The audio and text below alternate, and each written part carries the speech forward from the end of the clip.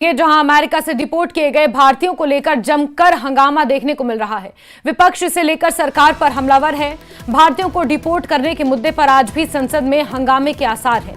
भारतीयों के साथ कथित दुर्व्यवहार के मुद्दे पर आज कांग्रेस ने देशव्यापी प्रदर्शन का ऐलान किया है। इस बीच कल विदेश मंत्री एस जयशंकर ने राज्यसभा में जवाब दिया। विदेश मंत्री ने राज्यसभा में कहा कि यदि कोई नागरिक विदेश में अवैध रूप से रह रहा है तो उसे वापस बुलाना सभी देशों का दायित्व है। विदेश मंत्री ने बताया कि अमेरिका से भारतीयों का डिपोर्टेशन पहली बार नहीं हुआ है, ये 2009 से हो रहा है। पिछले 16 सालों में अमेरिका से 15,652 भारतीयों को वापस भेजा गया है। सबसे ज्यादा 2019 में 2,042 लोगों को भारत डिपोर्ट किया गया था। विदेश मंत्री ने कहा कि भारत कभी भी अवैध मूवमेंट के पक्ष में नहीं रहा। इससे किसी भी देश की सुरक्षा को खतरा पैदा हो सकता है। इसके साथ ही विदेश मंत्री एस जयशंकर ने कहा कि अधिकारियों को निर्देश दिए गए हैं कि वो वापस लौटने वाले हर व्यक्ति के साथ बैठें और पता लगाएं कि वो अमेरिका कैसे गए, किस एजेंट के माध्यम से गए।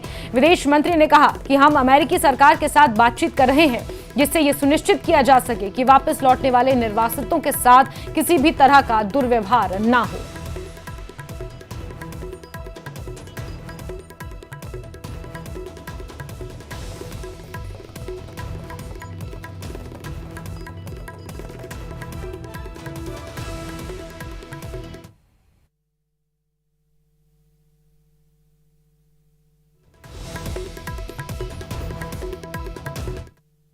So the process of deportation is not a new one.